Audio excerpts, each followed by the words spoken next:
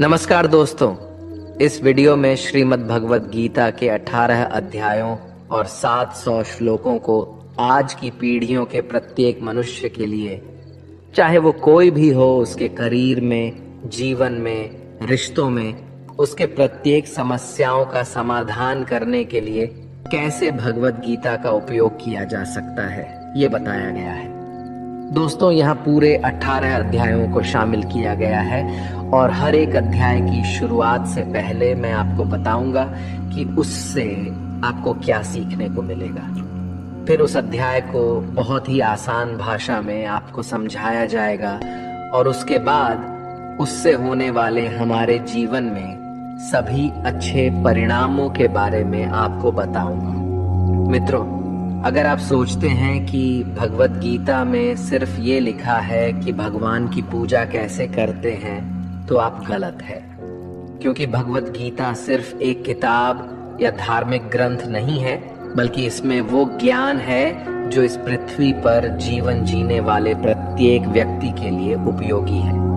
ये गीता हमें सिखाती है कि इस दुनिया में सपने कैसे पूरे किए जा सकते हैं, हमारी पर्सनैलिटी कैसे बनती है, कैसे पॉजिटिव एनर्जी बनाई जा सकती है, खुशी क्या होती है, बड़ी बड़ी प्रॉब्लम का सल्यूशन कैसे ढूंढा जा सकता है, डिसीजन कैसे लिए जा सकते हैं, ब्रेकअप के सदमे से कैसे निकला जा सकता है, इमोशनली स्टेबल कैसे बना जा सकता है, और भी ना जाने बहुत कुछ।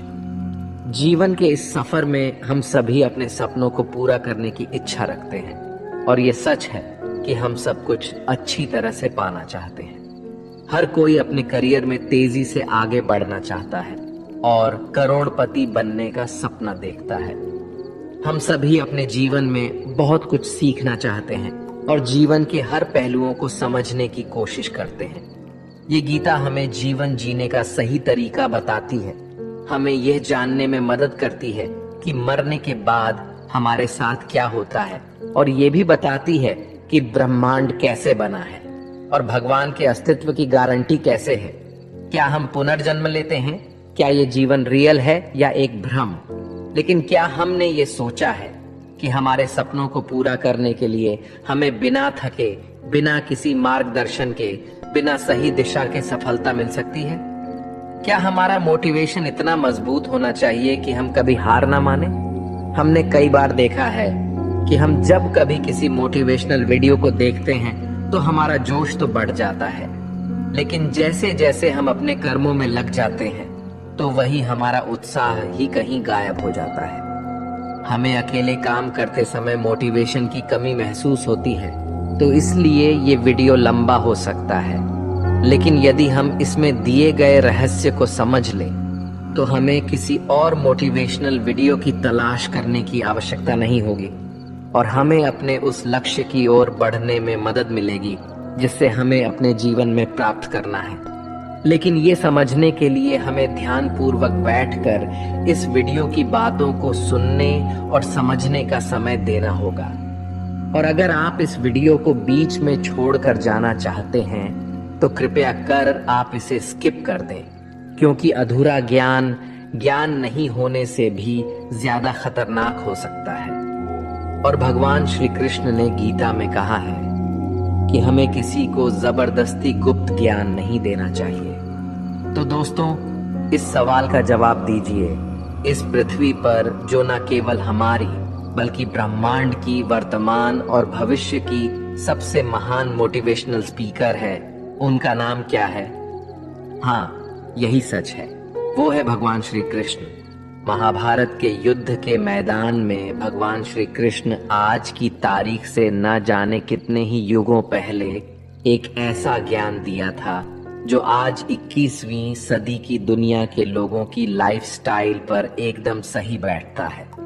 और ये जानकर के बड़े बड़े लोग, रिसर्च करने वाले हैरान हो जाते हैं कि ऐसा कैसे हो सकता है कि उस महाभारत के युद्ध के मैदान में दिए गए ज्ञान को पढ़कर महात्मा गांधी, अल्बर्ट आइंस्टाइन, अनी बेसेंट, सुनीता विलियम्स और स्वामी विवेकानंद और ना जाने कितने लोगों ने अपना जीवन बदल लिया।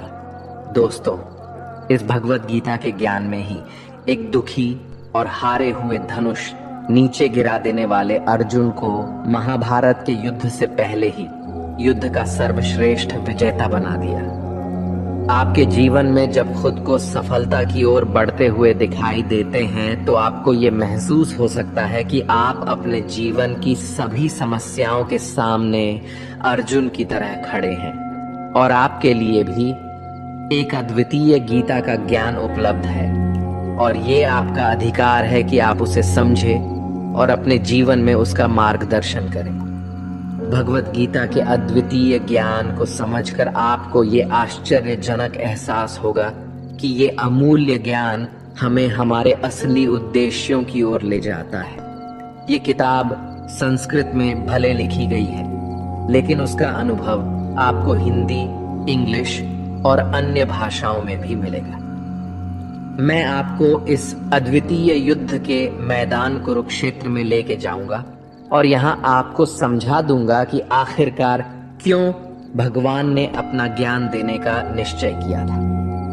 तो चलिए, हम कुरुक्षेत्र के युद्ध मैदान में हैं, जहाँ पर पांडव और कौरव युद्ध के लिए तैयार हैं और यहीं से भगवत गीता का पहला अध्याय शुरू होता है। पहला अध्याय अर्जुन विषाद योग, अर्थात अर्जुन की मानसिक दुविधा।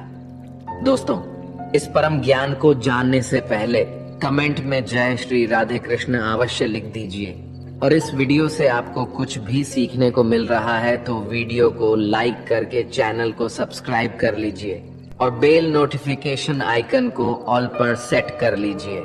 तो फिर चलिए आगे बढ़ते हैं। दोस्तों, इस पहले अध्याय से हम सीखते हैं कि कैसे हमारे जीवन में वो चीजें हैं जो हमें आगे बढ़ने से रोकती है। चाहे हमारे पास ज्ञान का बहुत बड़ा भंडार हो, हमारे पास काबिलियत हो, लेकिन फिर भी हम सही फैसला नहीं ले पाते और हमारे कार्य में सफलता नहीं मिल पाती। इसके साथ ही हम जानेंगे कि कैसे सपनों को हकीकत में बदलने के लिए मानव कैसे परिवर्तित हो सकता है।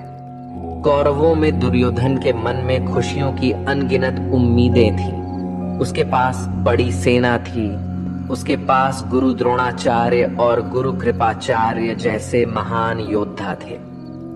पांडवों की सेना में अर्जुन, भीम और पांडवों के पांचों भाइयों के साथ भगवान कृष्ण भी थे। अब ये युद्ध पूरी तरह से परिवार के बीच होने वाला युद्ध बना हुआ था। पांडव और कौरव दोनों एक ही बड़े परिवार के थे और इसके बावजूद हर किसी में जीतने का इरादा था।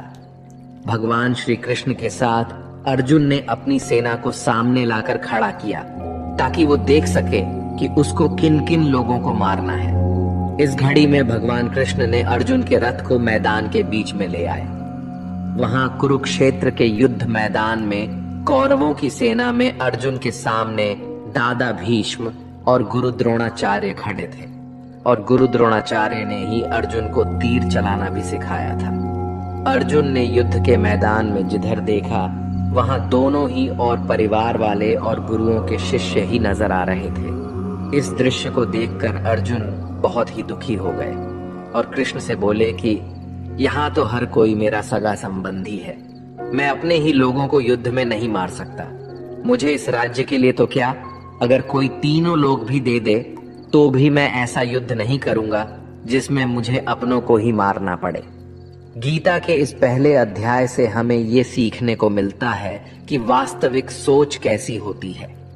हमें कभी कभी नहीं पता होता कि हमारे काम करने का इरादा क्या है, हम किस चुनौती का सामना करेंगे, और जब हम किसी बुरी स्थिति का सामना करते हैं तो हम संयम खो बैठते हैं, घबरा जाते हैं और अपना वास्तविक धर्म भूल जाते हैं। भले ही अर्जुन युद्ध कला में माहिर थे और वो युद्ध करने के लिए मैदान में धनुष उठाने की कला को सिखाने वाले गुरु द्रोणाचार्य के शिष्य थे, लेकिन वे अपने लगाव के कारण कर्म का सही फैसला नहीं ले पा रहे थे। इससे हमें ये सीखने को मिलता है कि जब हम जीवन में आगे बढ़ने के लिए तैयार होते हैं तो हमें अपने लगाव को खुद से दूर रखना चाहिए। मित्रों, आप इसे इस तरह से समझ सकते हैं। मान लीजिए आपका दिल से किसी व्यक्ति से गहरा प्यार है, लेकिन वो व्यक्ति आपके प्यार को समझने का मन नहीं रखते। इस बदले में आपको उसके प्रेम को प्राप्त करने के लिए मोहित नहीं होना चाहिए, क्योंकि लगाव किसी भी रूप में हानिकारक हो सकता है। जब तक ये लगाव है, तब तक आप अपने आत्मा के धर्म को पूरा नहीं कर सकते। गीता का दूसरा अध्याय सांख्य योग यानी कि पुरुष प्रकृति का विश्लेषण करना। मनुष्य 5 संख्या से बना है: आग, पानी, मिट्टी, हवा। अंत में मनुष्य इसी में मिल जाता है। भगवान श्री कृष्ण ने अर्जुन को बताया कि जीवन में सबसे बड़ा योग कर्म योग है। भगवत गीता के दूसरे अध्याय से हमें इमोशनल स्टेबिलिटी, आत्मा, मृत्यु, पुनर्जन्म और डिसीजन मेकिंग के बारे में सीखने को मिलता है।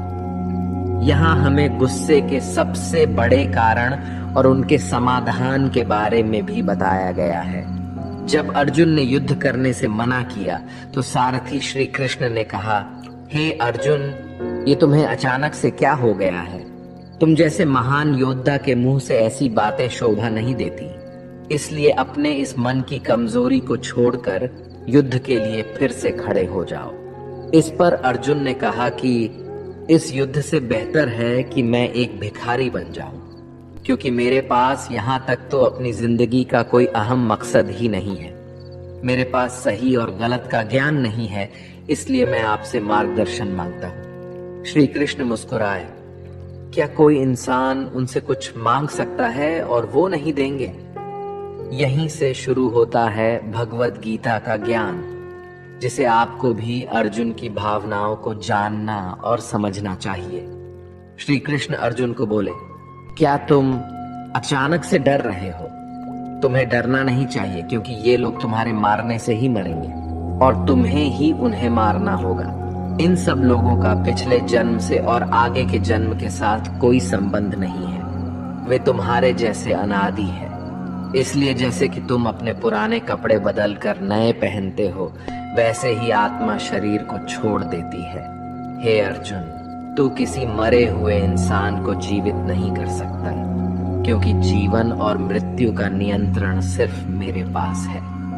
तू तो उनकी मौत का सिर्फ एक कारण है, और ये लोग मरने के बाद भी मेरे ही पास आएंगे, क्योंकि वे शरीर नहीं है, वो तो आत्मा है, और आत्मा को किसी भी तरीके से नष्ट नहीं किया जा सकता। आत्मा अगले जन्म के लिए इस शरीर को त्याग देती है, जिस प्रकार तू अपने पुराने कपड़े बदल कर नए पहनता है। इसी तरह से जैसे कोई कछुआ खुद को खुद में ही समेट लेता है, वैसे ही मनुष्य अपनी इच्छाओं को वश में कर लेता है। जो व्यक्ति अपने मन की सभी इच्छाओं और कर्मों के परिणामों को सोचना छोड़ देता है, वही स्थिर बुद्धि कहलाता है। जिसके मन से हर प्रकार का डर, भावना और क्रोध खत्म हो जाता है, वही मनुष्य शांत रहता है। जब हम अपनी इच्छाओं को पूरा करने के बारे में सोचते रहते हैं, तो हमें वो इच्छाएं अच्छी लगने लगती है, तो हमें उन इच्छाओं को पूरा करने का मन करता है। और जब उन इच्छाओं को पूरा करने में कोई रुकावट आती है, तो हमें गुस्सा आ जाता है, और गुस्से में हम खुद को खो देते हैं, और फिर हम अपने कर्म और धर्म को भूलकर अपनी स्थिति से नीचे गिर जाते हैं।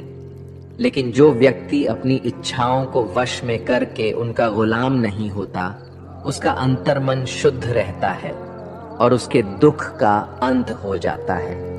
और जब उसके सभी दुख समाप्त हो जाते हैं, तो उसकी बुद्धि स्थिर हो जाती है। लेकिन जिसकी इच्छाएं और कामनाएं उसके मन से नहीं जाती हैं, वो मनुष्य कभी शांत नहीं हो पाता। और जब शांति ही नहीं मिल पाएगी, तो वो खुश कैसे रहेगा? उसकी हालात तो वो नाव की तरह होती है, जिसको उसकी इच्छाओं की किसी भी दिशा में ले जाने की छूट मिल सकती है।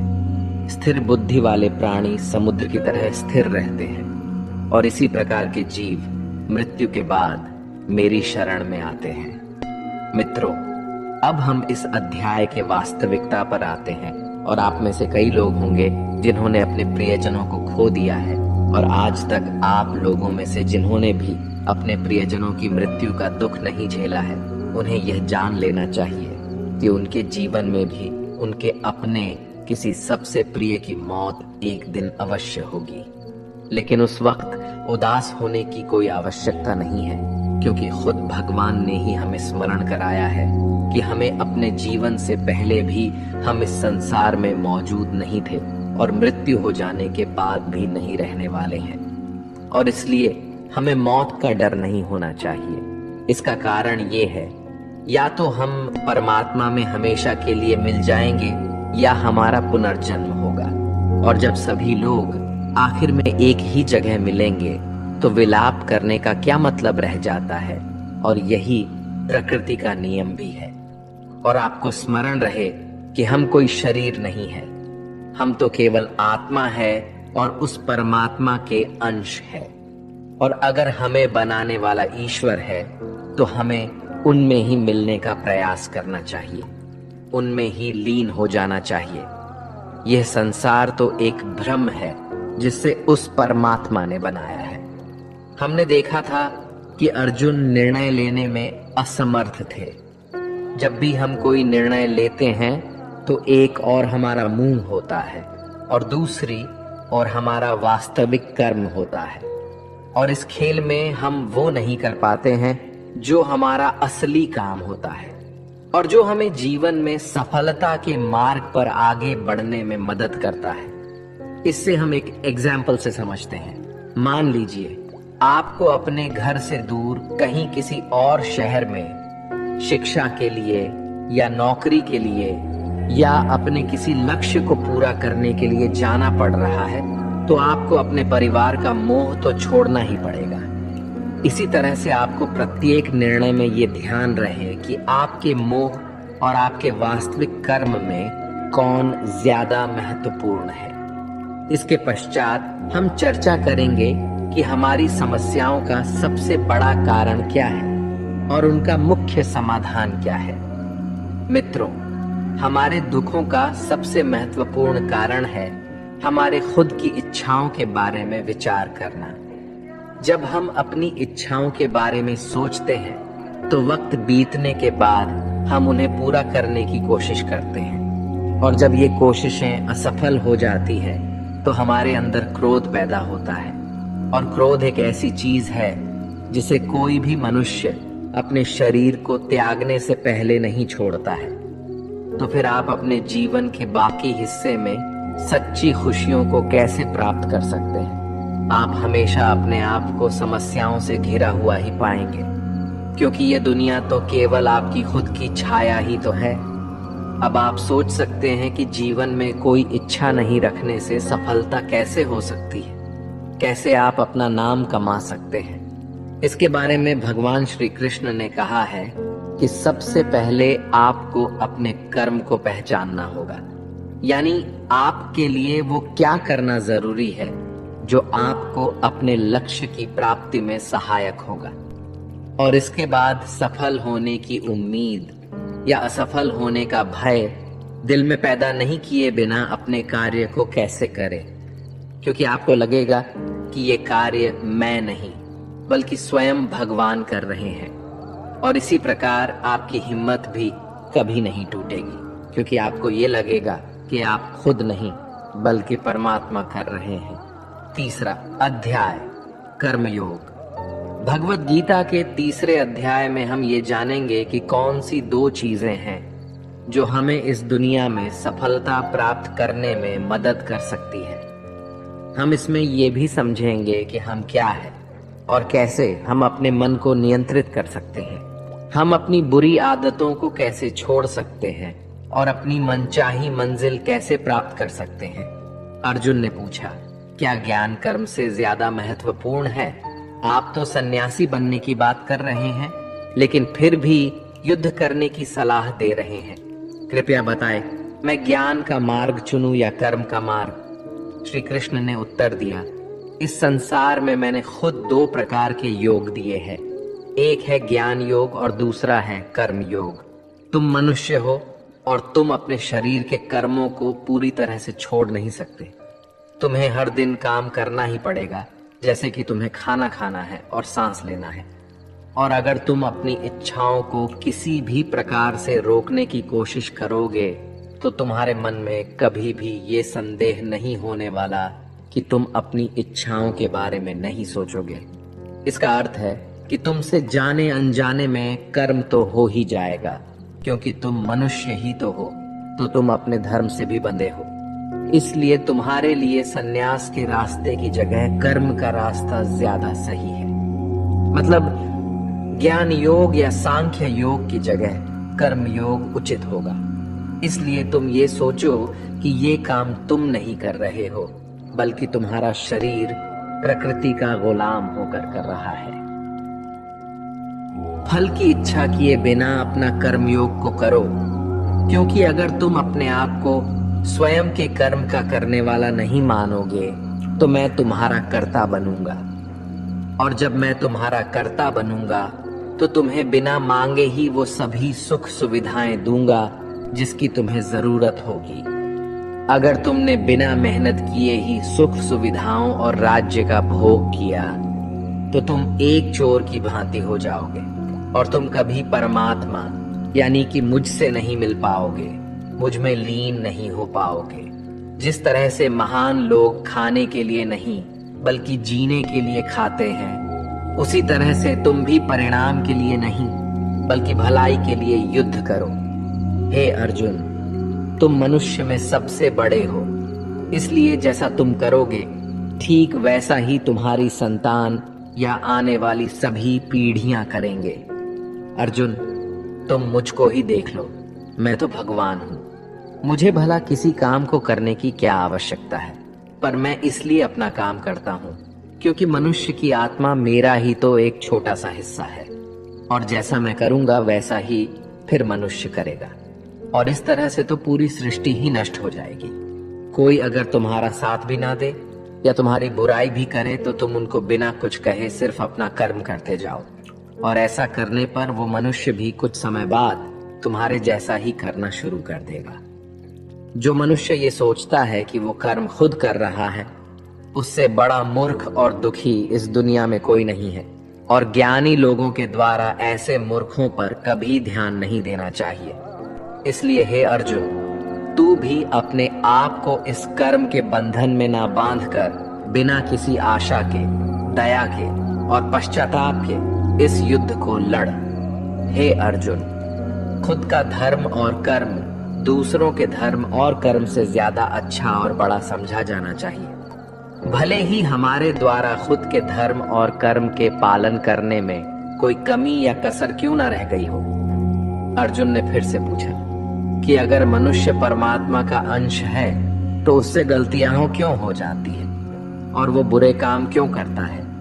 भगवान श्री कृष्ण बोले कि मनुष्य शरीर भोग विलास करना चाहता है, क्योंकि उसकी प्रकृति वैसे ही है जैसे अगर उसकी कामना पूरी नहीं होती तो वो गुस्से में आ जाता है, और जिस तरह धुएं की वजह से आग दिखाई नहीं देती, उसी तरह क्रोध और काम की वजह से मनुष्य को अपना कर्म, धर्म और ईश्वर दिखाई नहीं देते, और इसी वजह से क्रोध और कामनाओं में आकर मनुष्य अपनी इंद्रियों और मन पर कंट्रोल खो देता है और न चाहते हुए भी बुरे काम और गलतियां कर बैठता है। हे अर्जुन, तुम हमेशा याद रखना, इस शरीर से ज्यादा शक्तिशाली है इसकी इंद्रियां, इंद्रियों से ज्यादा शक्तिशाली है मन, और मन से शक्तिशाली है बुद्धि, और बुद्धि से ज्यादा शक्तिशाली है तुम, यानी कि तुम्हारी आत्मा। इसलिए हे अर्जुन, तू अपनी आत्मा से अपनी बुद्धि को वश में कर तो तुम्हारी बुद्धि मन को वश में करेगी, और फिर मन तुम्हारे इंद्रियों को वश में करेगा, और इंद्रियां तुम्हारे शरीर को यानी कि तुम्हारे बुरे कर्मों को। मित्रों, श्री कृष्ण द्वारा कही गई बातों को अगर हम आज के परिवेश में देखें तो इस दुनिया में परिणाम दो चीजों से आती है, ज्ञान और कर्म, यानी कि नॉलेज और एक्शन। आज की दुनिया में हम दोनों चीजों को जोड़कर देखें तो हमारे लिए एक्शन भी उतनी ही जरूरी है जितना ज्ञान यानी कि नॉलेज। ज्ञान का मतलब ये नहीं है कि आप कुछ भी उठाकर पढ़ लिया, बल्कि नॉलेज का मतलब तो ये है कि आप ये सबसे पहले जान लें कि आपके लक्ष्य क्या है, आपकी काबिलियत और आपकी समस्या क्या क्या है, और इन सब को मिलाकर अपने लक्ष्य तक पहुंचने की आपकी प्लानिंग क्या क्या है। ये है आपकी ज्ञान यानी कि नॉलेज। इसके अलावा आपको एक और चीज ध्यान में रखनी है कि आप शरीर नहीं हो, आप केवल एक आत्मा हो। आपकी आत्मा यानी कि आप खुद अपनी अच्छी बुरी भावनाओं, अपने विचार से भी बहुत ऊपर हो। और अगर आप इस तरह से सोचोगे तो अवश्य ही आपकी समस्याएं दूर हो जाएंगी और वो बहुत छोटी लगने लगेगी। इस अध्याय में आगे बढ़ने पर हम दूसरे रास्ते के बारे में जानेंगे। श्री कृष्ण कहते हैं कि हमें कभी ये नहीं सोचना चाहिए कि कर्म हम कर रहे हैं, हमें ये सोचना है कि हमारे द्वारा ईश्वर कर रहे हैं। और जब हम इस तरह से सोचेंगे तो हमारे जीवन में दो अच्छे प्रभाव होंगे। पहला ये कि आप अपनी मेहनत के परिणाम को लेकर आपको कोई भी टेंशन नहीं होगी, और दूसरा ये कि आप अपने मन को स्थिर करके सबसे ज्यादा मेहनत करने लगोगे। सभी शब्दों की बजाय ये आपको समझना चाहिए कि आपको कभी भी अपने कर्मों के परिणामों पर खुश या दुखी होने का अधिकार नहीं है, क्योंकि श्री कृष्ण के उपदेशों के अनुसार मनुष्य को केवल कर्म करने का अधिकार है। इसके साथ ही आप किसी भी बुरी आदत से कैसे मुक्त हो सकते हो, इसका विचार करें। इसे बहुत ही सरल शब्दों में समझाया जा सकता है। आप अपने आप को भगवान का छोटा सा अंश अर्थात आत्मा ही समझें, और इसके बाद आप जब अंतर ध्यान से यानी अपने आत्म के ध्यान से अपने मस्तिष्क को नियंत्रित रखोगे और मस्तिष्क से अपने मन को, और फिर जब आपका मन आपके शारीरिक इंद्रियों को नियंत्रित कर लेता है तो बुरी आदतों को छोड़ना कुछ भी मुश्किल नहीं होगा। अध्याय 4 ज्ञान कर्म संन्यास योग यानी सगुण भगवान का प्रभाव और कर्म योग का विषय। भगवत गीता के चौथे अध्याय से हमें यह ज्ञात होता है कि भगवान कब और किस रूप में पृथ्वी पर आते हैं, और यहाँ तक कि गुरु से ज्ञान कैसे प्राप्त किया जा सकता है और ज्ञान क्यों जरूरी है। श्री कृष्ण ने अर्जुन से कहा, है अर्जुन, मैंने इस महान गीता ज्ञान को बहुत पहले बताया था, लेकिन समय के साथ वो ज्ञान समाप्त हो गया है। इस पर अर्जुन श्री कृष्ण से पूछते हैं, कृपया बताइए कृष्णा, आप तो अब वर्तमान काल में हैं, तो आप बहुत पहले के समय में ऐसा कैसे कर सकते हैं। श्री कृष्ण ने उत्तर दिया, हे अर्जुन, तुझे ये नहीं पता कि तेरे और मेरे कितने जन्म हो चुके हैं। जब इस संसार में धर्म का अस्तित्व संकट में होता है, तब मानव रूप में अधर्म का नाश करने के लिए इस धरती पर आता हूँ और कर्म करके अपने शरीर को यहीं छोड़कर वापस जाता हूँ। जैसे कोई शिष्य मुझे अत्यधिक प्यार करता है, उसी तरह से मैं अपने शिष्यों से अत्यधिक प्यार करता हूँ। हालांकि मैंने इस संसार को बनाया है, लेकिन मैं ये नहीं सोचता कि ये मेरे द्वारा बनाया गया है। इसलिए मनुष्य को कर्म करते समय ये कभी नहीं सोचना चाहिए कि मैं कर रहा हूँ। वो मनुष्य जो किसी कर्म के फल और सुख दुख के परे होकर कर्म करता है, वही सबसे बड़ा है। जिसके पास अपने शरीर पर कोई अहंकार नहीं होता, वो अपनी इंद्रियों को नियंत्रित करता है, वही व्यक्ति सबसे श्रेष्ठ होता है। और अर्जुन जो इस भूमि पर खुश नहीं रह सकता, वो कहीं भी खुश नहीं रहता। इसलिए किसी मनुष्य को अपने गुरु को पहचान कर अपनी इंद्रियों को नियंत्रित करके अपने लोग को छोड़कर उनकी सेवा करने का प्रयास करना चाहिए, ताकि वे उनसे वो ज्ञान सीख सके जिससे कि बड़े से बड़े पापी भी मेरी शरण में आ सकते हैं। जिस प्रकार आग सूखी हुई लकड़ी को जला देती है, उसी तरह से गुरु से प्राप्त किया गया ज्ञान अज्ञानता को दूर कर देता है। हमेशा कर्म करने वाला और हमेशा मेरी में श्रद्धा रखने वाला ही मुझे प्राप्त कर सकता है। इसलिए जिसने कर्मयोग के माध्यम से सभी कर्मों को और अपने आप को परमात्मा के लिए समर्पित कर दिया है, उस मनुष्य को उसके कर्मों के बंधन में कभी भी नहीं बांधा जा सकता। इसलिए अर्जुन, तू भी मेरे दिए हुए ज्ञान से समझ कि कर्म नहीं बल्कि मैं कर रहा हूँ। दोस्तों, इस चौथे अध्याय में स्पष्ट रूप से कहा गया है कि जब भी मानवता का नाश होता है तो नेगेटिव ऊर्जा लोगों में अत्यधिक होती है। तब तक भगवान किसी भी रूप में आकर धर्म को पुनः स्थापित करते हैं। इसमें यह भी बताया गया है कि अगर किसी से आपको कुछ सीखना है तो सबसे पहले आपके मन में उसके प्रति सम्मान होना चाहिए, कोई लालच नहीं होना चाहिए और बुरी भावना भी नहीं होनी चाहिए। और ये ज्ञान प्राप्त करना और सीखना हमारे लिए क्यों आवश्यक है और इसका कारण क्या है? हम अगर किसी क्षेत्र में हो तो स्वाभाविक रूप से बताया जा सकता है कि हमें उस क्षेत्र के गुरु से ज्ञान प्राप्त करना होगा। और ज्ञान वो तरीका है जिससे इस जीवन में अपने लक्ष्य से और उस जीवन में आपके परमात्मा से मिल सकता है। अध्याय 5, कर्म संन्यास योग। भगवत गीता के 5वें अध्याय में कर्म संन्यासियों का वर्णन किया गया है और हम जानेंगे कि अपने लक्ष्य को कैसे प्राप्त किया जा सकता है और कैसे हमारे शरीर ने हमें आलस्य में बांधने की कोशिश की। अर्जुन ने कहा, है श्री कृष्ण, मैं अभी भी ये नहीं समझ पा रहा हूं कि मेरे लिए कर्म अच्छा है या कर्मों से संन्यास। तो श्री कृष्ण ने उत्तर दिया, देखो अर्जुन, संन्यास और कर्म वे दो अलग अलग मार्ग हो सकते हैं, लेकिन दोनों का ही लक्ष्य तो समान है और वो है परमात्मा। जो व्यक्ति अपने मन को भटकने नहीं देता, जो कर्म करके भी यही समझता है कि कर्म उसने नहीं किया है बल्कि ये तो परमात्मा ने किया है, और जो सभी जीवों को उसी परमात्मा का हिस्सा मानता है, वो मनुष्य मरने के बाद परमात्मा में ही मिल जाता है। महान व्यक्ति अपने प्रत्येक कार्य को, अपने विचारों को स्पष्ट करने और दूसरों के हित के लिए ही करते हैं।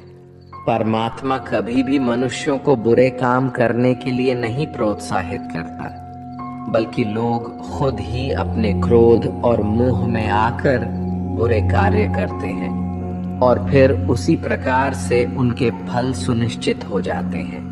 मैं तो बस उनका प्रतिफल उन्हीं को वापस देता हूँ। तुम अपने शरीर को चाहे कितना ही आनंदित कर दो, इसके इच्छाएं तब भी पूर्ण नहीं होती। इसलिए अर्जुन, तेरे जैसे बुद्धिमान व्यक्ति को शरीर की इच्छाओं में मन नहीं लगना चाहिए। इस संसार का असली मूल्य होता है वो जिसने अपने शरीर का नाश होने से पहले अपने क्रोध का नाश कर लिया हो, जो संपूर्ण प्राणियों का हित करता है, जिसका मन किसी भी कार्य में नहीं बनता और जो अपने भटकते हुए मन को एक जगह केंद्रित करके परमात्मा को याद करता है, वही व्यक्ति सुखी भी है और परमेश्वर सहित सभी के प्रिय भी। इसलिए हे अर्जुन, ये इंद्रियां, मन, बुद्धि, इच्छा, आशा, डर और क्रोध ही तेरे शत्रु हैं, इन्हें छोड़ दो। दोस्तों, हमारी बॉडी अर्थात हमारा शरीर हमेशा आराम से रहना चाहता है, लेकिन क्या आपने कभी सोचा है कि अगर इसमें आत्मा नहीं होती तो क्या होता? हम अक्सर अपने शरीर को ही अपनी पहचान मान लेते हैं। हम कहते हैं, ये मेरी आंखें हैं, ये मेरे हाथ है, और जब हमारा शरीर हमें आराम करने के लिए बोलता है तो हम सो जाते हैं। लेकिन क्या आप ये सोच सकते हैं कि शरीर आपकी बुद्धि पर भारी हो गई है, इसलिए आपको यह समझना होगा कि आप एक आत्मा है और आपको अपनी बुद्धि से अपने शरीर को चलाना होगा। दोस्तों, जो रास्ते भगवत गीता में दिखाए जा रहे हैं वे मानवों को परमात्मा से मिला देते हैं। अगर आप इन सभी बातों को अपने जीवन में अपनाते हैं तो आप अपने सपनों को पूरा करने की दिशा में एक कदम आगे रहोगे। दोस्तों, जैसा कि कहा गया है कि भगवान की प्राप्ति के लिए मन को वश में करना बहुत जरूरी है, ठीक उसी तरीके से आपको अपने जीवन में भी मंजिल पाने के लिए मन को वश में करना बहुत ही आवश्यक है। श्रीमद् भगवत गीता अध्याय 6, आत्म संयम योगा। भगवत गीता के 6ठे अध्याय में हम जानेंगे कि एक योगी क्या होता है और योगी कैसे बनते हैं, अर्थात आज के जीवन में वो व्यक्ति जो अपने जीवन में महत्वपूर्ण कुछ करना चाहता है। इसके साथ ही हम ये भी जानेंगे कि क्या होता है अगर आपने इस जीवन में बहुत मेहनत की लेकिन फिर भी आपका सपना पूरा नहीं हुआ, श्री कृष्ण बोले, केवल अपने सांसारिक कर्मों को त्यागने वाला ही योगी नहीं होता। इसका मतलब है कि योगी वही होता है जो अपने कर्मों को त्याग कर आत्मा की ओर बढ़ता है। उसका मार्ग सफलता की ओर जाता है, चाहे फिर भी उसे कोई भी मुश्किल का सामना करना पड़े। योगी अपने उद्देश्य को हासिल करने में सफल होता है क्योंकि उसका मन परमात्मा की ओर होता है। वो व्यक्ति जो करने योग्य सभी कार्य को पूरी ईमानदारी से निभाता है, उसके फल की प्राप्ति की लालसा नहीं करता, वही असली योगी कहलाता है। जो व्यक्ति अपने मन पर विजय पा लेता है, उसके लिए संसार में और कुछ जितने की अत्यंत आवश्यकता नहीं होती, और जिसका मन इधर उधर चलता रहता है, उसके लिए संसार में कुछ भी प्राप्त करना सरल नहीं होता, क्योंकि हमारा प्रिय मन हमारा साथी होता है, और अगर हम उसके गुलाम बन जाते हैं तो वो हमारा सबसे बड़ा दुश्मन बन जाता है। जो व्यक्ति अपने मन के और संसार के किसी भी विचार या वस्तु से प्रभावित नहीं होता, और जो मित्र, शत्रु, महात्मा, पापी, जीव, जंतु आदि के प्रति समान दया भाव रखता है, वही योग्य की वास्तविक पहचान होती है। इसलिए हे अर्जुन, और जब इस प्रकार का योग भाव आता है तो किसी भी आशा के बिना, किसी भी डर के बिना अपने मन को मित्र बनाकर उसे मेरे ध्यान में समर्पित होना चाहिए। वो योगी उचित आहार और नींद उतना ही लेता है जितना आवश्यक हो, जो हमारे शारीरिक और मानसिक स्वास्थ्य के लिए महत्वपूर्ण है। इस प्रकार का योगी अपने शब्दों पर सदा स्थिर रहता है, जैसे कि शांत हवा में दीपक की लौ स्थिर होती है। जब जब उसका मन भटके, तब तब उसे वही इच्छा को वश में करके पूरा मन को संयमित करना चाहिए। और जब योगी इस पूरे ध्यान की अवस्था में आ जाता है तो बड़े से बड़ा दुख भी उसको उसके स्थान से नीचे नहीं गिरा सकता। अर्जुन ने कहा, लेकिन है कृष्णा, ये मन बहुत ही अधीर और चंचल होता है। तो श्री कृष्ण ने जवाब दिया, हाँ, ये सत्य है कि मन को नियंत्रित करना कठिन है, लेकिन ये भी याद रखो कि बार बार आत्मविश्वास और योगाभ्यास से असंभव को भी संभव बनाया जा सकता है। इस तरह से हम अपने मन को वश में करके अपने जीवन को अधिक सफलता की ओर ले जाते हैं। अर्जुन ने पुनः पूछा, है कृष्ण, अगर कोई योगी इस प्रकार से ध्यान में निश्चित रहकर योग करता है, लेकिन अंत में किसी कारणवश उसका मन भटकने लगे, तो क्या उसका सारा प्रयास व्यर्थ हो जाएगा? श्री कृष्ण बोले, नहीं अर्जुन, निरंतर परमात्मा की दिशा में बढ़ना हर आत्मा का अधिकार है। अगर किसी कारणवश वो योगी ध्यान से भटक जाता है, तो भी वो पुण्य पुरुषों के लोक में कई वर्षों तक सुख और आनंद का अनुभव करता है, और वहां पर वो ध्यान भ्रष्ट योगी भी सुख में समय बिताने का अवसर प्राप्त करता है। फिर उस योगी की आत्मा जो ध्यान में भ्रष्ट हो गई थी, वो पुनः उसी पुण्य पुरुष के परिवार में जन्म लेती है, और उस तरह से उसकी आत्मा की यात्रा वहीं से शुरू होती है जहां से उसने पिछले जन्म में समाप्ति की थी। इस तरह वो एक नए रूप में और नए जीवन की ओर बढ़ता है, परमात्मा से मिलन के लिए फिर से प्रयास करता है। अर्थात पिछले जीवन में किया गया योग कभी भी व्यर्थ नहीं जाता। लेकिन एक योगी जो निरंतर प्रयास करता है, वो इसी जीवन में अपने जीवन चक्र से मुक्त होकर परमात्मा में विलीन हो जाता है। एक योगी तपस्या और विद्वानों से भी श्रेष्ठ होता है। इसलिए अर्जुन, तू भी योगी बन, क्योंकि जो सबसे श्रेष्ठ योगी होता है वो मेरा भी परम प्रिय होता है। दोस्तों, हर व्यक्ति जिसकी आंखों में कुछ बड़ा करने का सपना होता है, उसको अर्जुन की तरह ही एक योगी बनना चाहिए। योगी वो व्यक्ति होता है जो पूरी तरह से भावनाओं के साथ होता है, जो न्यूट्रल रूप से दूसरों के विचारों पर ध्यान नहीं देता और हमेशा अपने लक्ष्य को पूरा करने के लिए मेहनत करता है। लेकिन दोस्तों, जीवन का कोई भी पथ किसी के लिए भी पूरी तरह से पूर्ण नहीं होता। ये बात हमेशा याद रखनी चाहिए। क्या कोई इंसान उसके सपने पूरे होने से पहले ही मर जाता है तो उसकी मेहनत की कीमत किसी काम की नहीं रहती और अपने सपने सपने ही रह जाते हैं? ऐसा क्यों होता है? तो इसका जवाब इसमें छिपा है कि एक बहुत ही गुप्त बात है जिसे भगवान श्री कृष्ण ने इस अध्याय में बताया है कि अगर आप मेहनत कर रहे हैं और आपने बहुत अनुभव जमा लिया है, बहुत सारा ज्ञान प्राप्त कर लिया है, फिर भी आपको अपनी मंजिल नहीं मिल रही है और किसी कारणवश आपको असफलता का सामना करना पड़ रहा है, तो भी आपकी मृत्यु हो जाए या फिर आप सपनों को पूरा करने के लिए बूढ़े हो जाएं, तो इस प्रकार के मरने के बाद भी आपके स्वर्ग में आपके कर्मों के अनुसार आनंद मिलेगा। और जब आपके अच्छे कर्मों का बैलेंस खत्म हो जाएगा तो फिर से धरती पर जन्म लेके वापस आएंगे। और जन्म भी ऐसे माहौल या घर में होगा जिसमें आपको पिछले जन्म के ज्ञान का स्तर पाने के लिए मेहनत नहीं करनी होगी। वो तो स्वतः आपको मिल जाएगा। आपको फिर उसके बाद के ज्ञान को पाने के लिए एक पुनः पूरी नई जिंदगी मिल गई होती है। ऐसा मैं नहीं, बल्कि भगवान श्री कृष्ण ने भी योगियों के बारे में इस गीता के 6ठे अध्याय में बताते हुए कहा है। और उन्होंने उन लोगों के लिए भी विशेष बनाया है जो सच में बहुत ज्यादा मेहनत करते हैं। मित्रों, ट्रू लाइफ स्पिरिचुअल ज्ञान पर आप सुन रहे हैं संपूर्ण भगवत गीता का सार। इस परम ज्ञान आपको अच्छी लग रही है तो कमेंट में जय श्री राधे कृष्ण अवश्य लिख दीजिए।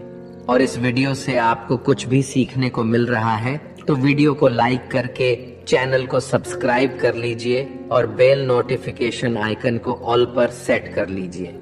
चलिए आगे बढ़ते हैं। श्रीमद् भगवद गीता अध्याय 7 ज्ञान विज्ञान योग। इस अध्याय में जो भगवान का ज्ञान है, हमें ये बताया गया है कि ईश्वर कैसे संसार को नियंत्रित करते हैं, ईश्वर को कौन से भक्त सबसे अधिक प्रिय होते हैं, इसके बारे में भी ये जानकारी दी गई है। लेकिन ये सवाल हम सबके मन में उठता है कि क्यों इंसान भगवान को नहीं पहचान पाता है। भगवान कृष्ण इस प्रश्न का उत्तर देते हुए कहते हैं कि हे अर्जुन, अब मैं तुझे वो बात बताऊंगा जिन्हें जानकर तू इस संसार में किसी और ज्ञान की तलाश में नहीं भटकेगा। हजारों लोगों में से कोई एक ही होता है जो ब्रह्म ज्ञान की खोज करता है और वो कोशिश करके ही उसे प्राप्त करता है। और ऐसे हजारों कोशिशें करने वालों में से कोई एक ही मेरे प्रेम में विश्वास और समर्पण के साथ प्राप्त कर पाता है। मेरे 2 रूप हैं, एक जन रूप जिसमें पृथ्वी, वायु, जल, अग्नि और आकाश, साथ ही मन, बुद्धि और अहंकार है। वही दूसरा है चेतना रूप जिसमें सृष्टि का चक्र है। समय को भी मैं ही निरंतर चलाता हूँ। जल, ओमकार, चंद्रमा, सूरज मैं ही हूँ। पृथ्वी की सभी पवित्र ग्रंथ, बुद्धिजीवियों का तेज, अग्नि और तपस्वियों का तप, धर्मों का पवित्र कर्म, अलग अलग समयों का काल और बलवान का बल भी मैं ही हूँ। इस संसार के लोग सांसारिक गुणों के बंधन में जकड़े हुए हैं, इसलिए मैं किसी को अपने असली रूप में नहीं दिखाई देता हूँ। और वास्तविकता में ये संसारी गुण भी मेरी माया ही तो है। मगर जो मनुष्य इस मोह माया को तोड़ देता है वो मेरा भक्त बन जाता है। माया के जाल में फंसे हुए मूर्ख लोग मेरी शरण में नहीं आ सकते हैं। कोई भी भक्त 4 विभिन्न प्रकार से मेरी पूजा करता है। कोई प्राप्ति की इच्छा रखने वाला, कोई दुख के समय मुझे याद करने वाला और कोई मुझे पहले से ही जानने वाला। लेकिन इनमें से मुझे सबसे अधिक प्रेम करने वाला ज्ञानी भक्त पसंद है। ये चारों भक्त दयावान होते हैं, लेकिन ज्ञानी पुरुष तो मानो मेरा ही रूप है। और ज्ञानी भक्तों में से वो व्यक्ति भी शामिल है जिन्होंने मुझे बहुत सारे जन्मों से माना है और मृत्यु उसके बाद भी उनकी आत्मा मुझ में ही मिल जाती है। जो भक्त किसी इच्छा की पूर्ति के लिए किसी देवता की पूजा करते हैं, उनकी आस्था में मैं वही देवता बना देता हूँ और उस भक्त को अंततः वो देवता प्राप्त हो जाते हैं। इस फल की अवधि समय सीमित होती है। अगर कोई भक्त मेरी पूजा करने के लिए किसी भी तरह का प्रयास करता है तो मैं उसे अपना बना लेता हूँ, जबकि दूसरी तरफ वे मूर्ख जो मुझे जन्म लेने और मरने वाला मानते हैं वो मुझे प्राप्त नहीं कर पाते हैं। मैं भूतकाल, वर्तमान और भविष्य को जानता हूँ, हालांकि श्रद्धा रहित लोग मुझे नहीं जान सकते। वे भक्त जो सांसारिक मोह और माया को छोड़कर उच्च कर्मों का अभ्यास करके मेरी भक्ति करते हैं, वे मृत्यु से मुक्त होकर मुझ में ही लीन हो जाते हैं। जब आप अपने जीवन में कोई लक्ष्य स्थापित करते हैं तो समय बीतने के बाद वो लक्ष्य भूलने की आशंका हो सकती है, क्योंकि विभिन्न विचारों और कार्यों की बहुत अधिक चिंता होती है। भगवान श्री कृष्ण ने ये बताया है कि माया के जाल में फंसे व्यक्ति भगवान को भूल जाते हैं और इसी तरह कई बार अपने महत्वपूर्ण लक्ष्य को भी भूल जाते हैं और उन्हें लगता है कि उन्होंने जो लक्ष्य निर्धारित किया है वो तो बेकार है, व्यर्थ है। वो सोचते हैं कि लाइफ तो केवल मजे लेने के लिए है, क्या पता कल रहूं ना रहूं। और इस तरह की सोच रखने वाले व्यक्ति को गीता में मूर्ख कहा गया है, जो इतना भी नहीं जानते ये जो डिस्ट्रैक्शन है या ये जो भटकाव है ये मेहनत करने वालों को बस आजमाता है और ज्यादातर लोग इसी भटकाव में बंद करके रह जाते हैं।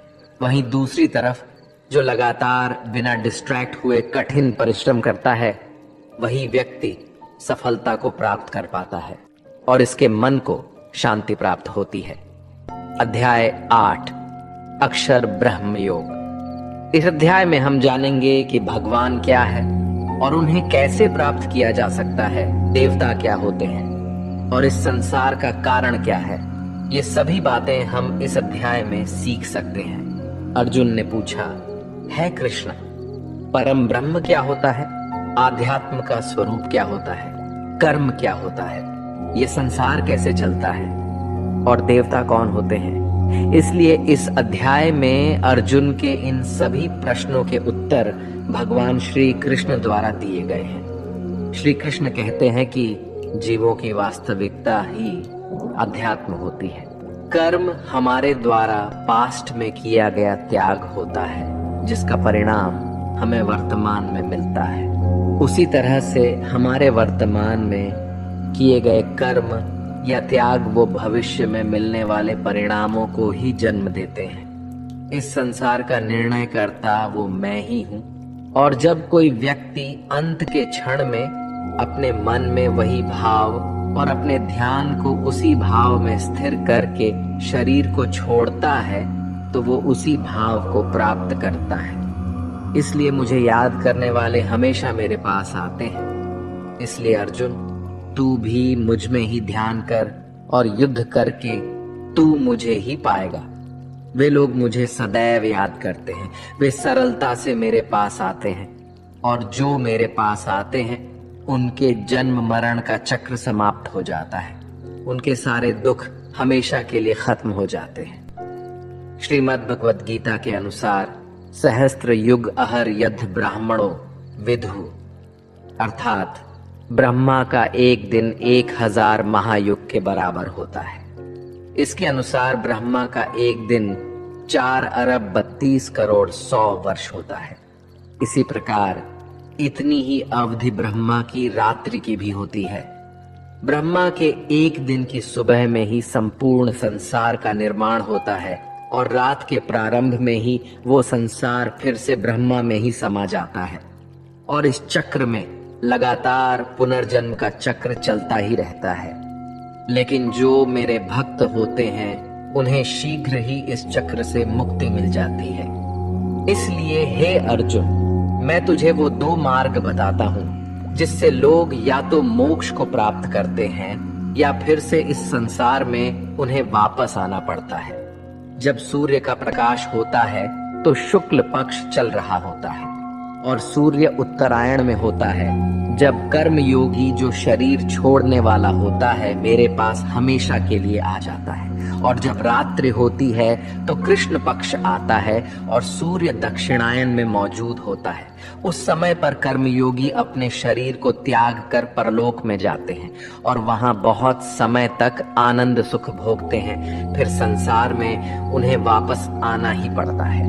केवल एक योगी ही इस रहस्य को समझकर सभी कर्मों के फलों के मोह को छोड़कर परम ब्रह्म में मिल पाता है।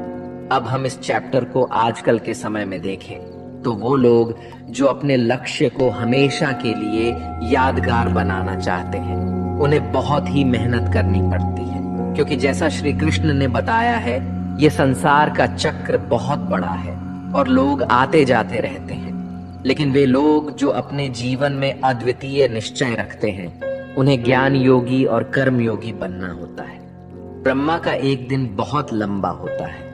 इसका मतलब है कि ये ब्रह्मांड बहुत पहले से मौजूद है और बहुत आगे तक चलेगा, और हमारा जीवन इस ब्रह्मांड के सामने बहुत छोटा होता है। इसलिए हमें ऐसा नहीं होने देना चाहिए कि हम सिर्फ अपने सपनों में खो जाएं और ब्रह्म के दिन की शाम हो जाए। अध्याय 9 राज विद्या राजगुह योग।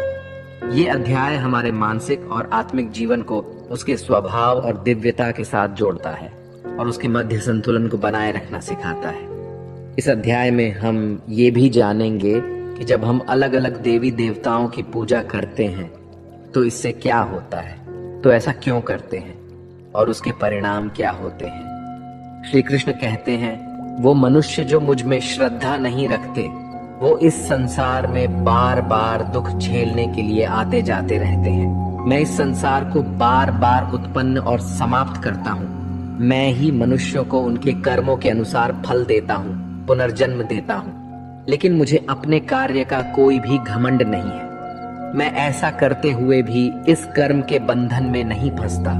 सब कुछ करते हुए भी मैं नहीं मानता कि मैं कुछ कर रहा हूँ। मेरी माया जाल में फंसने वाले और मुझे समझने में असमर्थ लोग और बेकार की आशा और निरर्थक काम करने वाले लोग हमेशा इसी संसार में बंधे रहते हैं।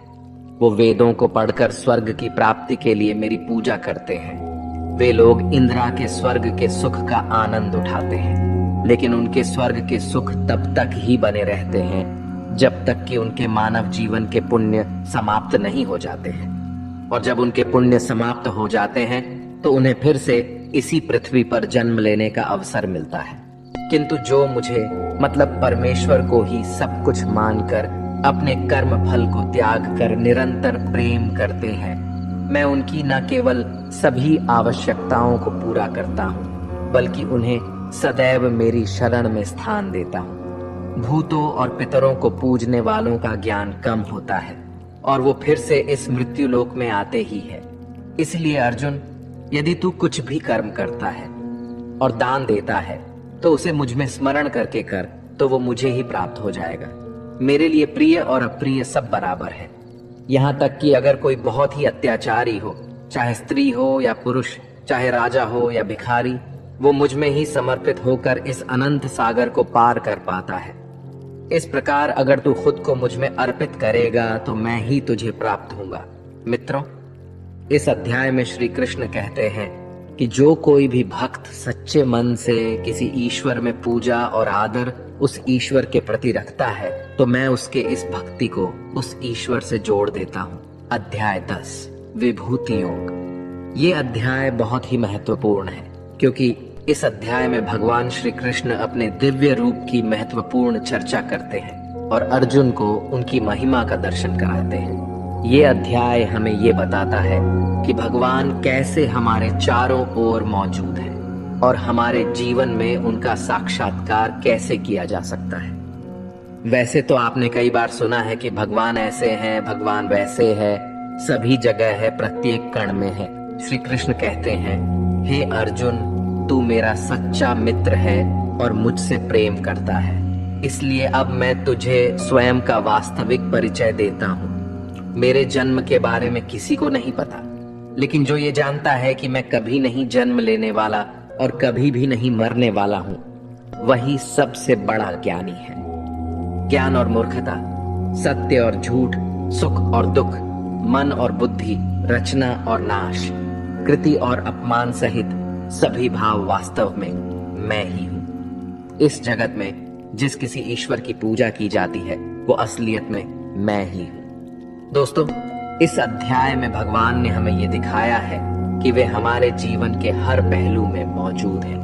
वे सबके आदर्श, सूरज, चंद्रमा, वायु, अग्नि, धन, ज्ञान, ब्रह्मा, विष्णु, शिव, इंद्र, गरुड़, यमराज, गणित, गायत्री मंत्र, ऋतु, वसंत, निश्चय, भक्ति, विजय, रणनीति, रहस्य, मौन और अनगिनत अन्य रूपों में प्रकट होते हैं। भगवान ने हमें यह भी बताया है कि उनका अंत नहीं है, वे अनंत हैं, अपार है, वे हमारे सभी पहलू में हैं और उनको पूरी तरह से जान पाना हमारे बस की बात नहीं है।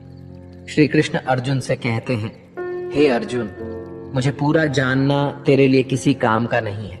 बस तू इतना जान ले कि यह संसार मेरे एक छोटे से अंश से ही चलता है, यानी ऐसी कोई जगह नहीं है जहां पर भगवान ना हो। श्री कृष्ण ने यह भी कहा है कि अर्जुन को ना तो ईश्वर को पूरा जानना जरूरी है और ना ही वो कभी उन्हें कंप्लीटली जान पाएंगे।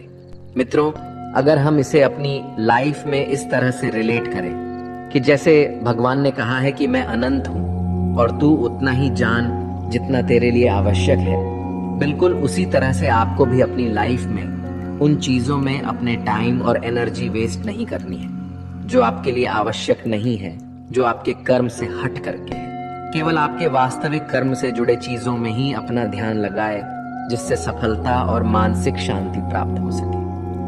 अध्याय 11, विश्व रूप दर्शन। इस अध्याय में भगवान श्री कृष्ण अर्जुन को अपने दिव्य रूप का दर्शन कराते हैं। ये दृश्य अर्जुन को भगवान की महानता और अद्भुत रूप का अनुभव कराता है। इसमें भगवान के विराट रूप के बारे में हमें जानने को मिलेगा।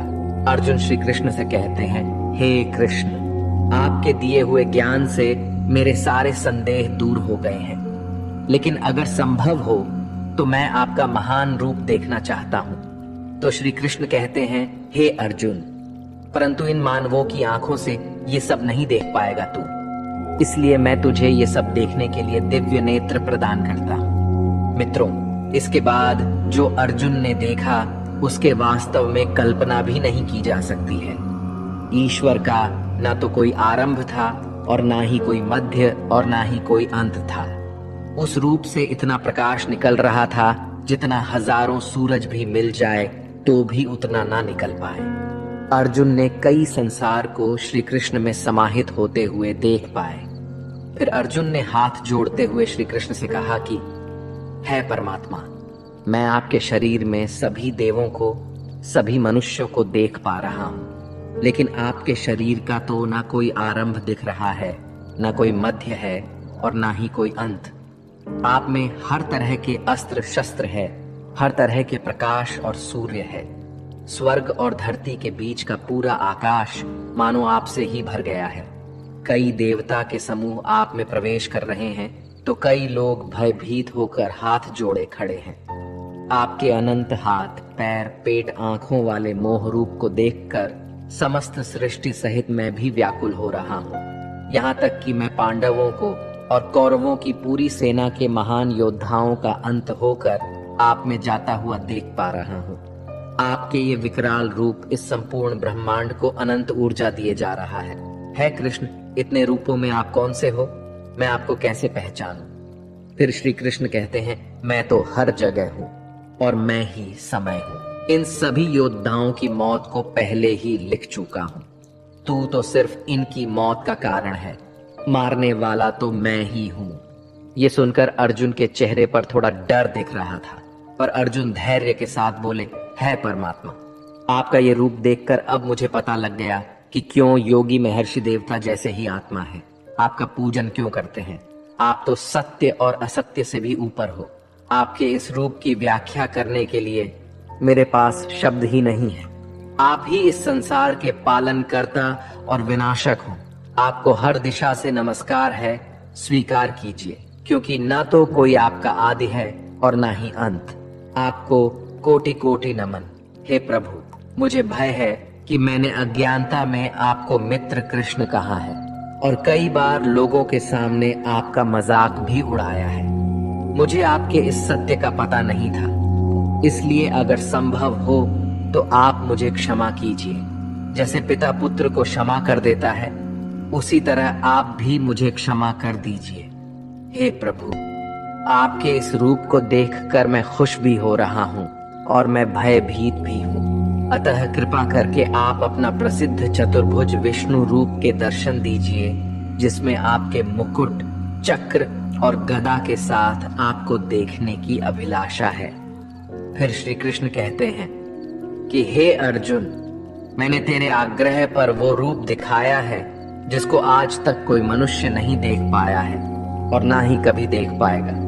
तू मेरे इस रूप को देखकर इतना व्याकुल मत हो जाना और भयभीत भी मत हो जाना। और अब तेरी ये इच्छा भी पूरी कर रहा हूँ। अब तू मेरी चतुर्भुज विष्णु रूप देख। भगवान श्री कृष्ण ने इस प्रकार से अपना चतुर्भुज रूप अर्जुन को दिखाया और उसका साहस बनाया और अनंत रूप से अर्जुन की व्याकुलता को भी दूर किया। अब अर्जुन कहते हैं कि हे कृष्ण, अब मैं आपके इस रूप को देखकर मुझे तृप्ति मिल गई है। तो फिर कृष्ण बोले, अर्जुन, जो चतुर्भुज रूप तुमने अभी देखा है, उसे देखने के लिए तो देवता भी कामना करते हैं। इस चतुर्भुज रूप को किसी भी यज्ञ, दान, तप और वेद से देखा जा सकता है, परंतु अर्जुन, जो तेरी तरह मेरा परम भक्त है, वो अंत में मुझे ही प्राप्त होता है। इसलिए ये रूप तुम देख पाए हो।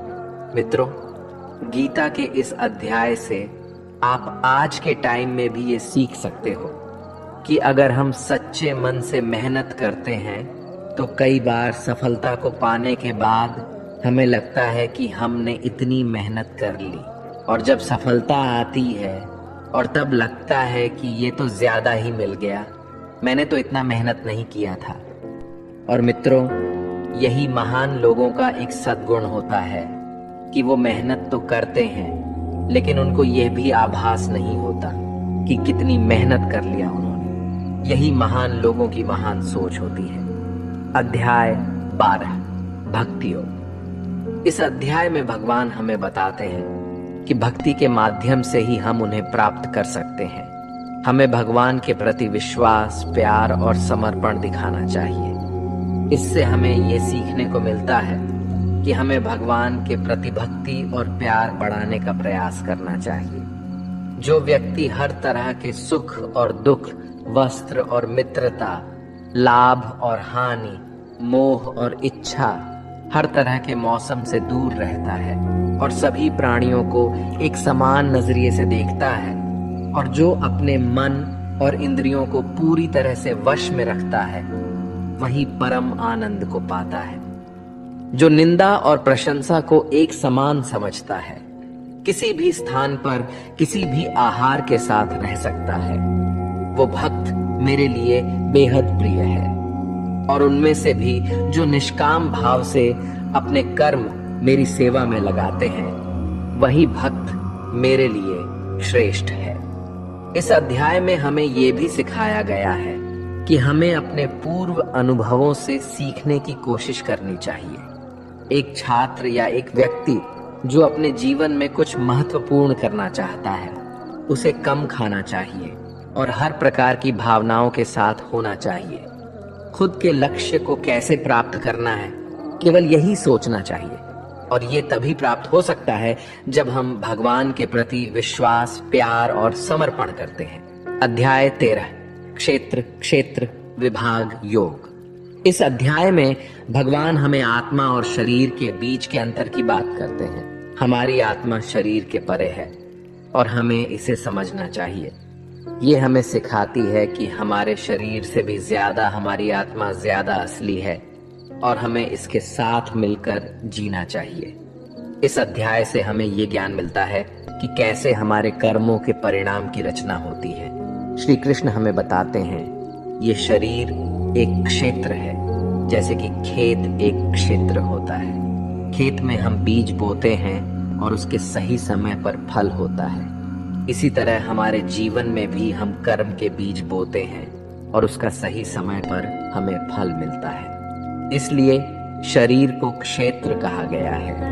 इस क्षेत्र और क्षेत्रज्ञ के ज्ञान को विभिन्न तरीकों से विद्वानों द्वारा व्याख्या किया गया है, जिसमें 5 महाभूत मन, बुद्धि, अहंकार और सभी इंद्रियां शामिल हैं। साथ ही सुख, दुख, चेतना, शरीर, धैर्य और विकार भी इसमें शामिल है। श्री कृष्ण कहते हैं, परम ज्ञान क्या होता है? इसका उत्तर मैं तुझे दूंगा। मानव में कोई भी गुण हो, वो गर्व करने योग्य नहीं होता। हमें किसी भी प्राणी को सताने का कोई अधिकार नहीं है। हमें दूसरों के प्रति क्षमा भाव रखना चाहिए। हमें गुरु की सेवा करनी चाहिए। हमारी मन और वाणी में सरलता होनी चाहिए। हमारे मन और सभी इंद्रियों को पूरी तरह से नियंत्रित होने चाहिए। हमें खुद को किसी भी भावना में नहीं बहने देना चाहिए। हमें संतान, जीवन साथी, घर और धन में मोह नहीं करना चाहिए। हमें अच्छे और बुरे में समान भाव रखना चाहिए और ऐसे लोगों से दूरी बनानी चाहिए जो किसी के साथ स्वार्थपूर्ण होते हैं। हमें एकांतवास में अपने मन को शुद्ध करना चाहिए और हमें परमेश्वर में पूरी तरह समर्पित और ध्यान मग्न रहना चाहिए। हे अर्जुन, अब मैं तुझे परम ब्रह्म के बारे में कहूंगा जो सर्वव्यापी है। वो सब इंद्रियों के साथ भी इंद्रियों के बिना है और वो निर्गुण होकर भी सभी गुणों के साथ है। वो सभी सजीवों और निर्जीव में है। वो दूर भी है और पास में भी है, लेकिन फिर भी जानने में नहीं आता। वो है ब्रह्म की तरह जीवन उत्पन्न करता है, विष्णु की तरह है पालन करता है और शंकर की तरह विनाश भी करता है। वो अलग अलग कालों में होते हुए भी एक जैसा लगता है और एक ही काल में भी अलग अलग तरह का होता है। ये माया का भी महामाया है, परम से भी परम है और सभी प्राणियों के साथ उनके हृदय में निवास करता है। परंतु इसके बाद भी ये जानने योग्य है कि हे अर्जुन, इस प्रकृति और पुरुष का भी कोई आरंभ नहीं है, क्योंकि प्रेम और घृणा और तीनों तरह के गुण, यथार्थ, सतर्ज और दम भी प्रकृति से ही आते हैं।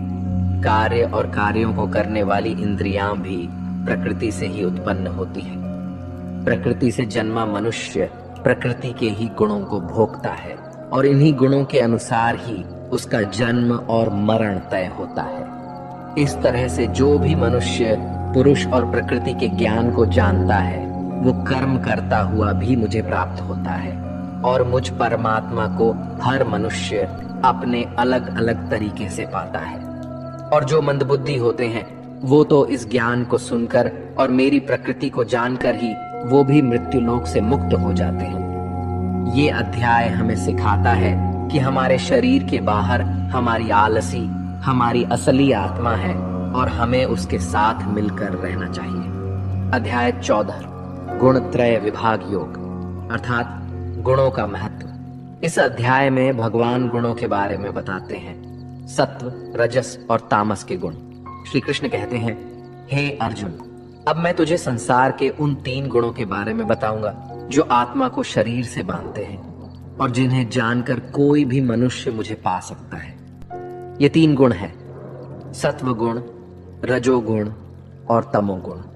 सत्व गुण सभी गुणों में श्रेष्ठ है और ये ज्ञान और सुख से जुड़ा होता है, कामना और आसक्ति से उत्पन्न होता है, जो कर्म और उसके फल में बनता है।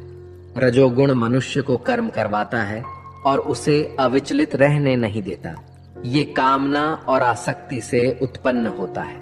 तमोगुण मनुष्य को बोझिल और मनुष्य को उसे आलस्य और निद्रा में बाधित करता है। ये 3 गुण मनुष्य की प्रवृत्ति को प्रभावित करते हैं।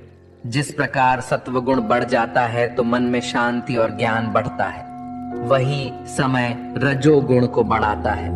जब रजोगुण बढ़ता है तो मन में लालच और स्वार्थ का आभास होता है और तब तमोगुण बढ़ता है। तमोगुण में अंधकार होता है और व्यक्ति मनोबल के खोने का अनुभव कर सकता है। ये 3 गुणों को वश में कर जो व्यक्ति इन 3 गुणों के बारे में जानता है, तब वो अपने कर्तव्य को पालन करते हुए संसार से मुक्त हो जाता है और मुक्त होकर वो परम ब्रह्म को प्राप्त होता है। दोस्तों, ये तीनों गुण सभी के जीवन में महत्वपूर्ण है। अगर आप सकारात्मक परिणाम की कामना करके मेहनत कर रहे हैं तो यह निश्चित नहीं है कि आपको खुशी होगी या आप दुखी हो गए। इसलिए इस अध्याय से हमें ये सीखने को मिलता है कि हमें सत्वगुण को विकसित करना चाहिए, जो शांति और ज्ञान का प्रतीक है, जिससे हमारे जीवन में आध्यात्मिक उन्नति होती है और समय समय पर हम अपने गुणों की परीक्षा करके उन्हें सुधार सकते हैं। अध्याय 15 पुरुषोत्तम योग। इस अध्याय में भगवान हमें आत्मा की अमरता के बारे में बताते हैं। हमारी आत्मा हमारे शरीर से बड़ी होती है। श्री कृष्ण कहते हैं कि हमारा आत्मा अविनाशी है और इस संसार में हमारे कर्म हमारे भविष्य को प्रभावित करते हैं। हमें इस बारे में जागरूक रहना चाहिए और ये समझना चाहिए कि हमारे कर्मों के परिणाम हमारे अगले जन्म में हमें प्राप्त होते हैं। इसलिए हमें सत्वगुण, रजोगुण और तमोगुण को समझने और उनका संतुलन बनाए रखने का प्रयास करना चाहिए।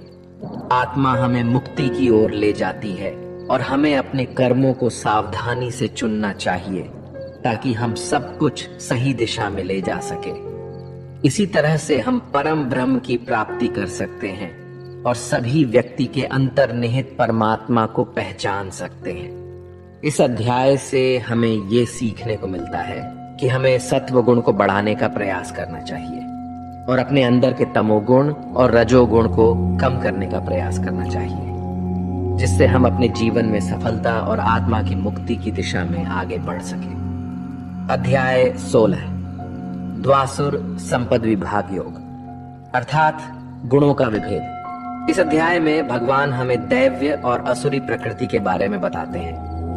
दैव्य प्रकृति वाले लोग धर्म, सच्चाई और प्रेम को प्राथमिकता देते हैं, जबकि असुरी प्रकृति वाले लोग अहंकार, क्रोध और द्वेष की दिशा में आगे बढ़ते हैं। श्री कृष्ण कहते हैं कि दैव्य स्वभाव वाले लोग अपने मन को शुद्ध रखते हैं, परमात्मा को याद करते हैं और सुख दुख को समान भाव से सहते हैं। वे धर्म का पालन करते हैं और दूसरों को कभी कष्ट नहीं पहुंचाते। उनमें अहंकार नहीं होता और वे सबको बराबर मानते हैं। विरोधाभास, क्रोध, आसक्ति और अज्ञान से युक्त असुरी स्वभाव वाले लोग दुश्मनी करते हैं और लोगों को कष्ट देते हैं। वे धर्म का अनादर करते हैं और बुरे कर्म करते हैं। वे हमेशा मोह में रहते हैं। हमें समझना चाहिए कि दैव्य स्वभाव का पालन करके हम अपनी आत्मा को मुक्ति दिला सकते हैं, जबकि असुरी स्वभाव से हम मोह के बंधनों में फंस सकते हैं। इस अध्याय से हमें ये सीखने को मिलता है कि हमें दैव्य स्वभाव का पालन करना चाहिए और आसुरी स्वभाव से बचना चाहिए। इस अध्याय से हमें ये भी सीखने को मिलता है कि हमें सात्विकता का अनुसरण करना चाहिए और आपसी सम्मान, धर्म और शांति की दिशा में अग्रसर होना चाहिए। राजस और तामस की ओर नहीं बढ़ना चाहिए, क्योंकि ये हमें बंधनों में फंसा सकते हैं। अध्याय 17 श्रद्धा त्रिय विभाग योग, अर्थात श्रद्धा का महत्व। ये अध्याय भगवत गीता का अहम अध्याय है, जो हमें श्रद्धा और धारण के महत्व के बारे में सिखाता है। श्रद्धा का अर्थ होता है विश्वास, और ये हमारे जीवन में अत्यधिक महत्वपूर्ण है। इस अध्याय में भगवान हमें ये बताते हैं कि हमें अपने कर्मों को ईमानदारी से करना चाहिए और अपनी धारणाओं में स्थिर रहना चाहिए। हमें भगवान के लिए आदर्श बनना चाहिए और विश्वास से उनका पालन करना चाहिए। इससे हमारे जीवन में सुख, शांति और सफलता की प्राप्ति होती है। श्री कृष्ण अर्जुन से कहते हैं, हे अर्जुन, हमें कर्मों को सही तरीके से करना चाहिए और उन्हें ईश्वर के लिए समर्पित करना चाहिए। श्रद्धा और हमारे पूर्व कर्म हमारे जीवन को पूर्ण बनाते हैं और हमें ईश्वर के प्रति प्यार और आस्था का एहसास कराते हैं। इसलिए श्रद्धा से ही हम सफलता को प्राप्त कर सकते हैं और हमें हमारे कर्मों को ईश्वर के लिए समर्पित करना चाहिए। हमें अपने जीवन में सच्ची और दिल से आस्था बनानी चाहिए, क्योंकि वो हमें आदर्श और आदर देती है जो अंततः हमारे जीवन को संवारती है। अध्याय 18 मोक्ष संन्यास योग। दोस्तों, इस अध्याय में हमें त्याग और संन्यास के बीच परस्पर संबंधों के बारे में बताया गया है और इसलिए ये अध्याय बहुत ही ज्यादा महत्वपूर्ण हो जाता है, क्योंकि त्याग और संन्यास के रास्ते भी मोक्ष की प्राप्ति की जा सकती है। अब वो कैसे? चलिए इस अध्याय में जानते हैं। वास्तव में त्याग और संन्यास एक ही है। इस पूरे गीता ग्रंथ का सार आपको इसी विचार में मिलेगा, इसलिए आपको इस अध्याय को ध्यान से सुनना चाहिए। अर्जुन ने सवाल किया, हे कृष्ण, मुझे त्याग और संन्यास के बारे में जानना है, कृपा करके इसके बारे में बताइए। श्री कृष्ण ने कहा, हे अर्जुन, इस संसार में कुछ लोग कर्मों के फलों को छोड़ने को ही त्याग कहते हैं, और अगर कर्मों को ही त्याग दें तो उसको संन्यास कहते हैं। कुछ लोग सभी कर्मों को दोष भरे मानकर उनका त्याग करने के लिए बोलते हैं, और कुछ लोग ये बोलते हैं कि यज्ञ, तप और दान वाले कर्म कभी भी नहीं त्यागना चाहिए। इसलिए अर्जुन, अब तू मेरे से त्याग और संन्यास को अच्छी तरह से समझ। इन दोनों में सबसे पहले मैं त्याग के बारे में बताऊंगा, और ये त्याग भी 3 तरह के होते हैं, सात्विक, राजस और तामस। यज्ञ, तप और दान ये तीनों त्याग के योग्य नहीं है, बल्कि फल की इच्छा के बिना किया जाता है। यज्ञ, तप और दान यही सात्विक त्याग कहे जाते हैं। मतलब जो शास्त्रों में दिया गया कर्म और धर्म है, जिसमें फल और आसक्ति नहीं है, उसको सात्विक त्याग कहा जाता है। किसी अन्य कारण के लिए अगर किसी कर्म का त्याग किया जाता है तो उसे तामस त्याग कहते हैं। जो व्यक्ति किसी भी काम से ना तो प्रेम करता है और ना ही नफरत करता है, वही सच्चा त्यागी होता है। मनुष्य शरीर कितना भी प्रयास कर ले, वो फिर भी पूरी तरह से कर्म को छोड़ नहीं सकता, जैसे कि सांस लेना। इसलिए कर्मों के फलों को छोड़ देना ही सच्चा त्याग होता है। जो लोग कर्म फलों का त्याग इस संसार में नहीं करते, उनके कर्म फल मृत्यु के बाद भी उनका पीछा नहीं छोड़ते। इसीलिए कर्मों के फलों को छोड़ देना ही सच्चा त्याग होता है। जो लोग कर्मों के फल को छोड़ने का ये मार्ग नहीं चुनते, उनके कर्म फल मृत्यु के बाद भी उनके साथ रहते हैं। इसलिए हमें अंततः अपने कर्म के फल की कामना को त्याग देना चाहिए। दोस्तों, अगर इस वीडियो से आपने कुछ भी सीखा हो तो कमेंट में जय श्री राधे कृष्ण अवश्य लिख दीजिए, और वीडियो को लाइक और शेयर कीजिए, और चैनल को सब्सक्राइब करके बेल नोटिफिकेशन आइकॉन को ऑल पर सेलेक्ट कर लीजिए। धन्यवाद।